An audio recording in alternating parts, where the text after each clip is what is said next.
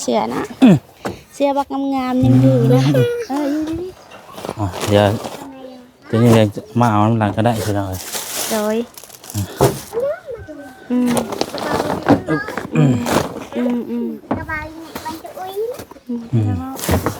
มีเขามีไข่พี่น้องเนาะอาหารการกินเนี่ยได้ซื้อมาให้มันนี่ม่วงอ่ะเอาเข่าไปก่อนแต่บอกเลยเอามาตรงเลยปะเอาที่ใกล้ตรงไปหรอกใกล้มาใกล้ได้ปะได้เยอะนะยูไปทางนี้ก็ได้ด้วยยูไปทางโดยยูไปเพื่อนไม่ยูเผาเพื่อนจะถืออย่างนี้ช่วยได้ไหนเนาะอะไรใครถือลูกถือเตี้ยถือไม่ถือเนี่ยเจ้าบาสิเบิ้งอะไรที่เอาใส่ได้ก็ใส่กันไปอีกเอาไปที่เดียวเลยเด้อได้ป่ะได้อยู่ไปดึงได้ลูกยังเหลือซื้อเครื่องซื้อของไปอะไรเนาะยังอยู่200,000เลยเด้อโดยขอบใจหลายๆนะเพราะแม่เพิ่นฝากเงินไว้ 2,000 พี่น้อง 2,000 บาทจะพอดีเอาไปแตกซื้อข้าวแน่ซื้ออาหารการกินโดยมาให้ก็พอดียังดอก200,000ก็ให้ทาง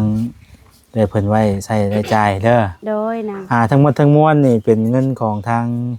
แม่อยู่เมืองอุบล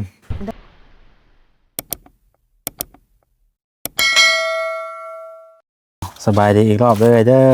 สบายดีพาเพิ่นไปเอาเครื่องก่อนพี่น้องเลยมาลูกสาวดีเนาะเป็นอายอายบ่อายยังไงเนาะไปพี่น้องแล้วไปเอาเครื่องก่อนดูคุณแหละตัวผู้ทั้งนั้นเป็นต้นพักกระเดาพี่น้องเอ้ยให้บนรวยไหม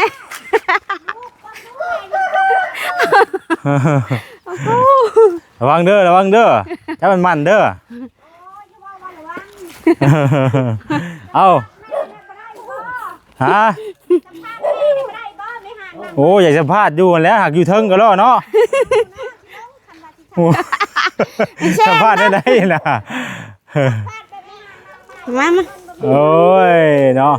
บ่อยากจี้กล้องขึ้นไปมันจี้แต่มันผิดอัน YouTube มันเบิ่งบ่ได้ขึ้นอย่าเพิ่งก็ต่อจังหน่อยก่อนเดี๋ยวแล้วเวียกเพิ่นก่อนพระตลาดโดยตัวเนาะบ่เป็นหยังดอก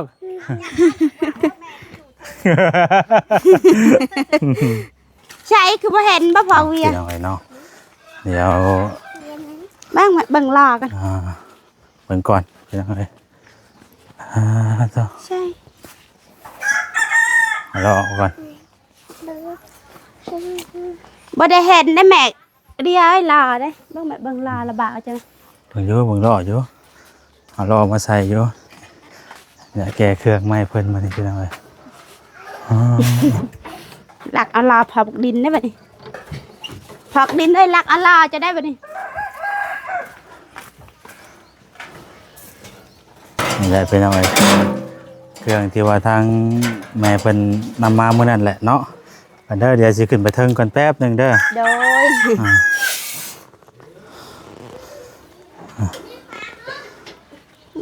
บ่ฮือขึ้นหลาเสือนะบ่ฮือขึ้นก็ยะเสือ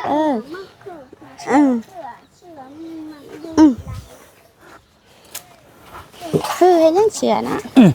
เสียบักงามๆยังดีนะเดี๋ยวตัวนี้เดี๋ยวมาเอาน้ำหลังก็ได้คือเราเลยโดย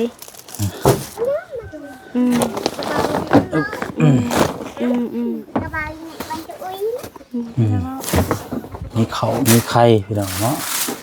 อาหารการกินเนี่ยได้ซื้อมาให้มันนี่ม่วงอ่ะเอาเข่าไปก่อนแต่บอกเลยเอามาตรงเลยปะเอาที่ใกล้ตรงไปหรอก ใกล้ๆมาใกล้ๆได้บ่ ได้เยอะนะ อยู่ไปทางนี้ก็ได้เด้ออยู่ไปทางนี้ โดย อยู่ไปเบิ่ง แม่อยู่เขา เบิ่งเพิ่นสิถืออย่างนี้ช่วยได้แน่ๆเนาะเอาละใครอ่ะ ถือลูกถือเตี้ยถือแม่ถือนี่เจ้าบ่สิเบิ่ง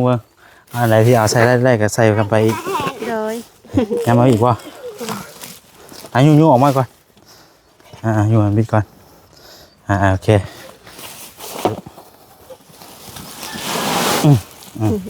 ก่อนเด้อ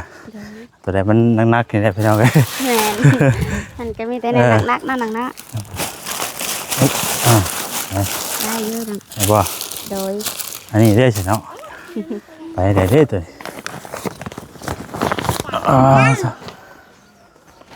ป่ะตัวนี้ว่าสิถือเอาตัวนี้ได้ถือบ่ได้ก็ลากกูด้วยเลยเนาะอันบ่ตกบ่เนาะตอนนี้แหละตกนะไปไปเอาเลยมาเยอะอย่าพอทุนักเติบได้โอ้ทุไว้บ่ได้นี่ต้องเอาไปอันนึงก่อนนักคือเอาเลยมันสิขาดได้นี่ขาดผมจะขาดเลยโอ้ยมันชิดแล้วไปเดี๋ยวจะให้เพื่อนมาไม่อีกเดี๋ยวไปเบิ่งเพื่อนก่อนมันตกแล้วจะถือได้ปะถือตัวนี้วะเนี่ยมันแตกไม่ได้เลยเอาถือได้จังเอาล่อมาอยู่เอาบ้างไม่เป็นกันไม่ได้มันขาดเลยนี่ถือเอาได้ป่ะไม่ยังตกป่ะแม่มันตกยังบ่ได้ป้าหันก่อนเดี๋ยวจะล่อมาอยู่เอาแม่ได้ป่ะไปมูไปเลยบอกว่าขี้ข้านอีกแล้วอันนี้ก็ได้เสี่ยงให้บ่ได้มาให้บ่ถืออันนึงมาตัวนั้นมาก็ได้มาปะมาชิตอกไปย่างบัดนี่อาชะเครื่องได้ยันนี่ยันนี่ขึ้นรถอีกทีดื้อโอเคอย่างเลยถุงยางกันใหญ่เลยครับมันตกบ่ไปขึ้นกันเอาได้ลังเนื้อไปขึ้นอันนี้เดี๋ยวจะย่อชิดถิ่นก็ได้ตัวหนึ่งเด้อตั้งกล้องก่อนพี่น้องเลยได้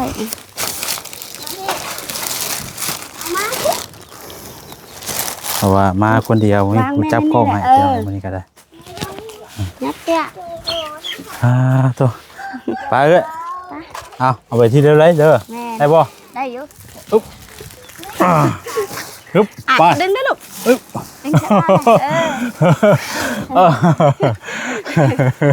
ได้บ่โอเควันนี้พอได้แล้ววันนี้ไม่ได้จะไปยุ่งเอากระสอบมัน2 สอบมันเด้อได้เยอะนะไปยุ่งออกมาด้วยเพราะว่ามันหิวมากเพราะอะไรกินมันจะขาดไปแล้วเลยโอ้เรื่องมาเลยเนาะลงมาแล้วบ่บาทนี่โอ้กระซับกระได้แล้วนี่ว่าแบบไรขาดแค้นแบบไรแม่ขาดเคินก็คือข้าวน้ำอยู่ใช้เดี๋ยวนี้อยู่ใช้เงินเหลืองทำอยู่นี่แล้วลูกแม่ก็เลี้ยงลูกคนเดียวมา4 คนตั้งแต่น้อยจนใหญ่โดยอย่าเพียบป่ะหน้ากันอย่าเพียบป่ะอย่าเพียบอะไรเงี้ยไปหาคอคือกันบ่เจ้าขาดเกินเรื่องข้าวเรื่องน้ำอย่าดื้อเด้อแล้วอาจจะลูกแล้วพัวป้าแล้วก็อยู่ผู้เดียวบัดนี้ป้าขอเข่าเทบานในจอกในจานมันเชื่อเขาให้กำ1ก็พอได้กินส่วนลูกเลี้ยงลูกผู้เดียวลูกใหญ่มากก็ลูกไปสู้เมียแม่ก็บ่มีให้บ่มีนาให้เขาดอกเขาก็ไปหาผู้หญิงห่างกับไปน้ำพัวแล้วนี่ยังผู้น้อยนี่อยู่น้ำแม่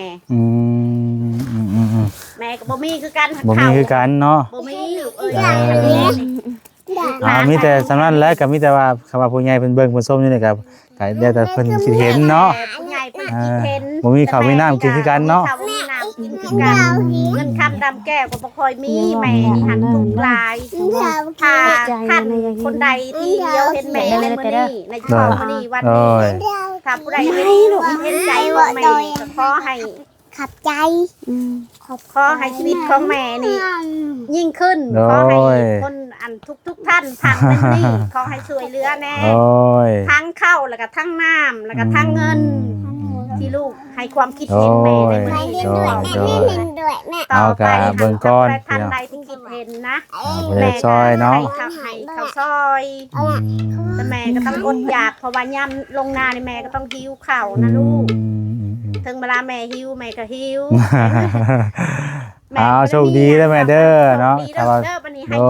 โดยอย่าได้ความไข่จะมีเด้อ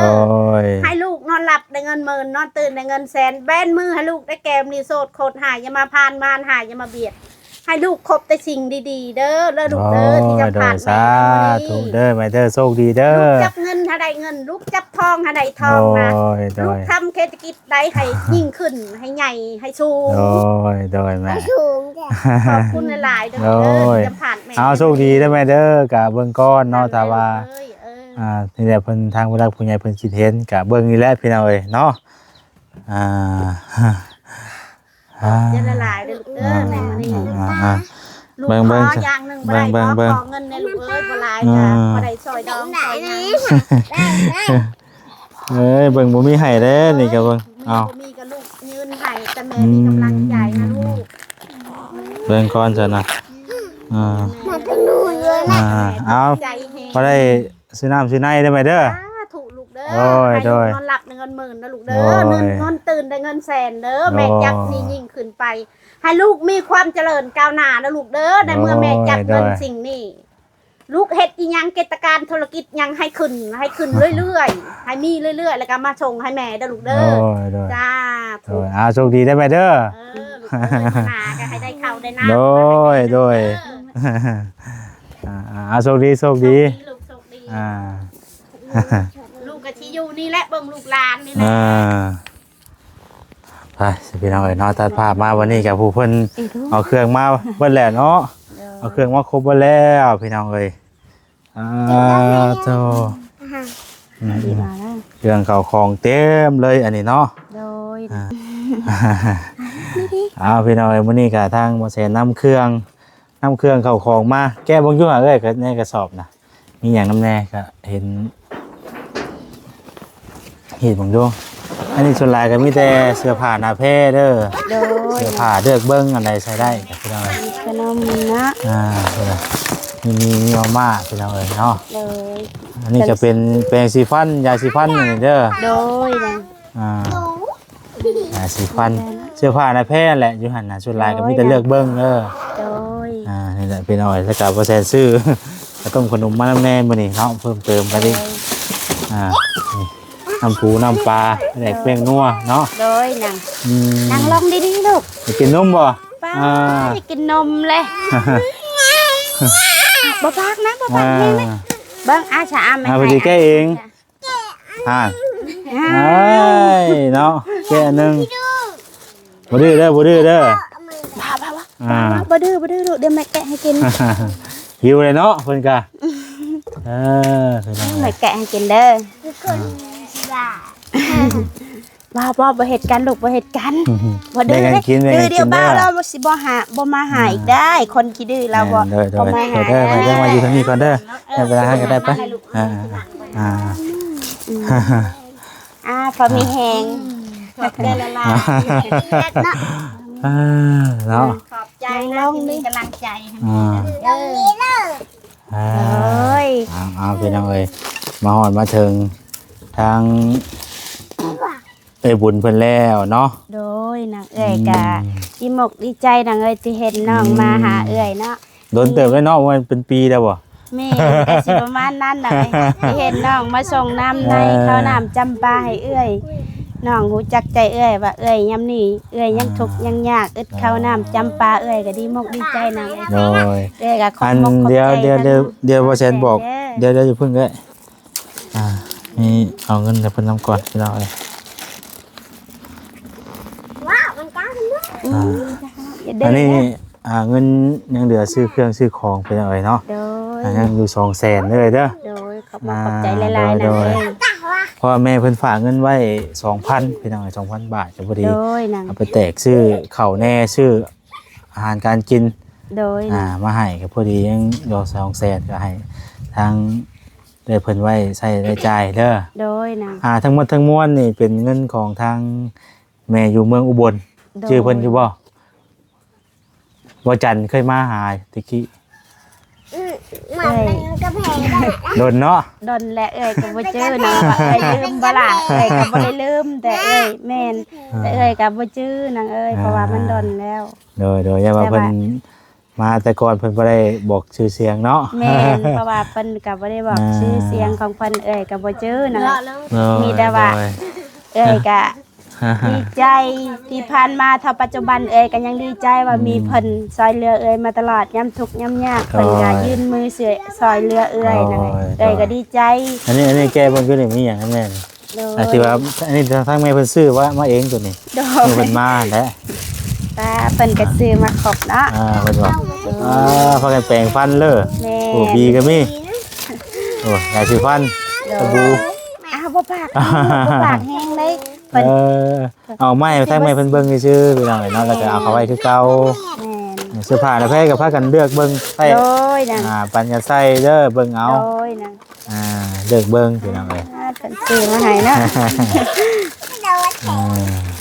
อันนั้นกับมะม่วงอ่ะนะ มีแต่เล็บเนาะ ลองอันนี้ว่า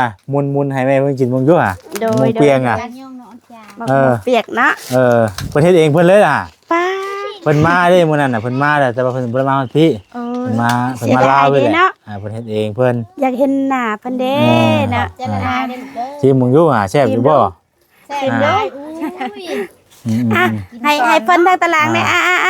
ให้เพิ่นซิมลองเบิ่ง ส่งต่อแต่มันอย่างเหนียวนิดนึงเด้อต้องเขียวดีนะจัง เพิ่นแน่ ที่มึงเด้อ หลายนะเบิ่ง แซ่บบ่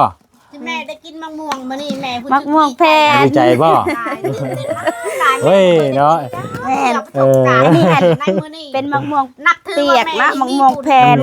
มีบุญแล้วบ่ได้พอกันเนาะ มีคุณหลายที่มาพอกับลูกในคลิปนี่เพราะฉะนั้นนะให้ลูกให้แม่เฮ็ดหยังให้ได้ความสำเร็จนะลูกเด้อแม่จะได้ข่าวให้ได้ข่าวนะลูกเด้อข่าวอยู่ข่าวกินค่ะ บ่มีข้าวบ่จ้ะ บ่มีข่าวแล้วแม่มีข่าวเงินกับบ่มี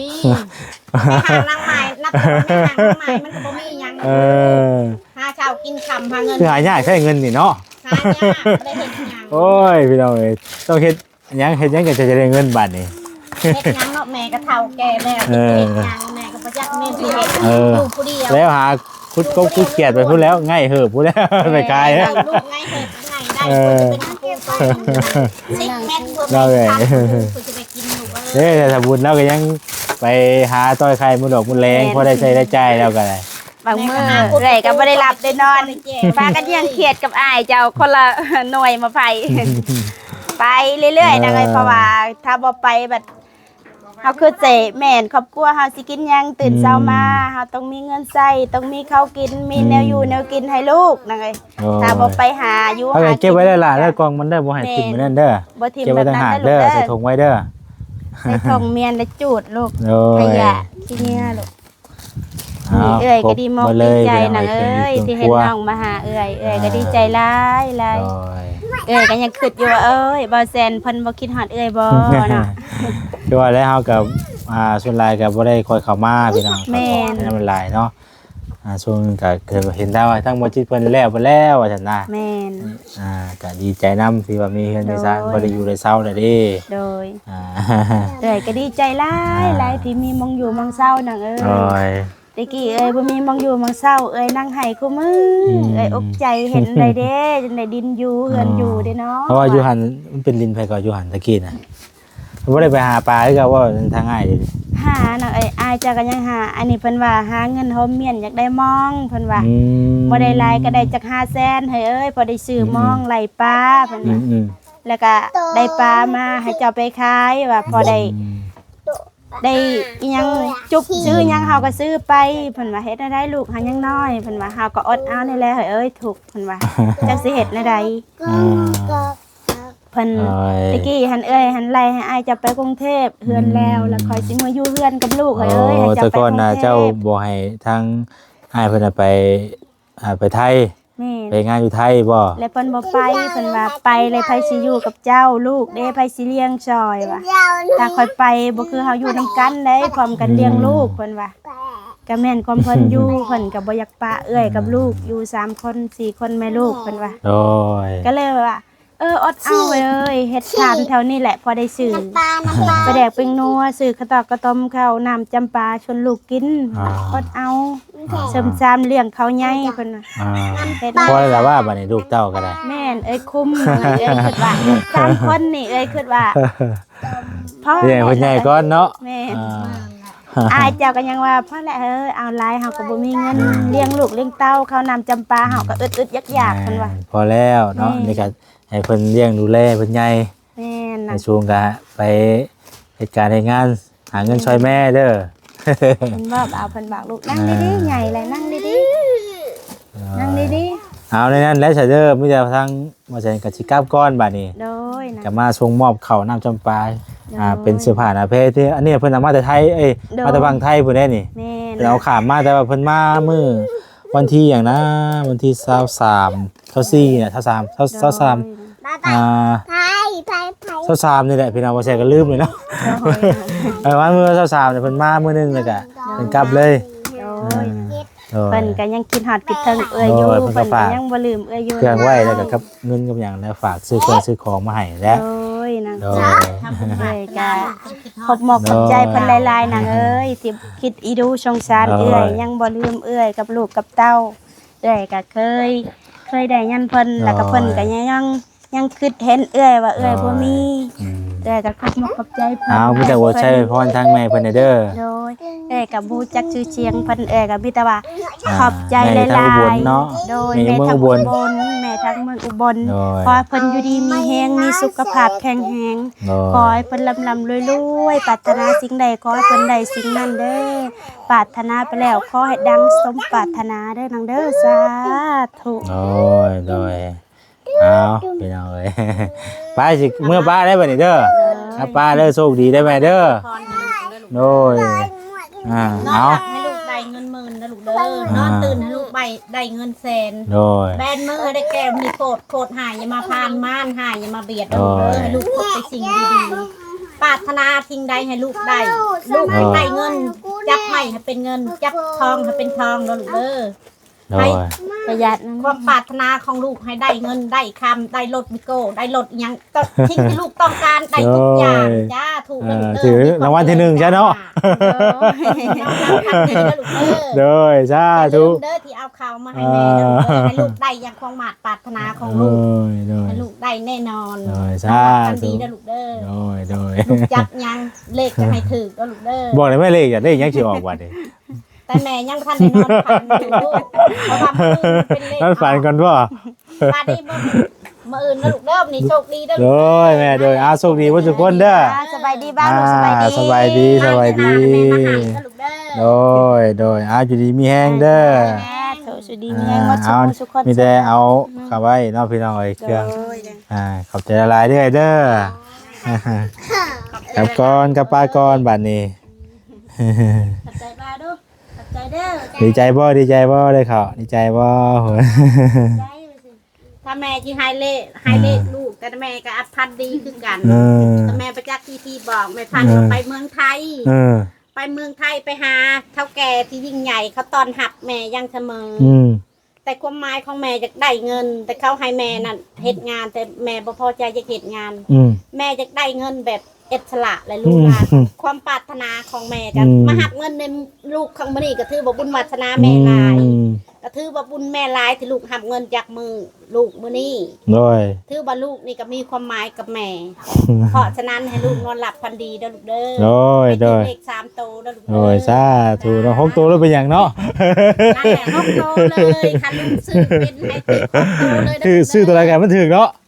ชื่อยันได้ให้ถือชื่อยันได้ให้ถือถูกจังได๋เอาเงินมาให้แม่โดยนั่นแหละลูก สาธุเนาะ ว่าบุญของลูกคบกับแม่ในมื้อนี้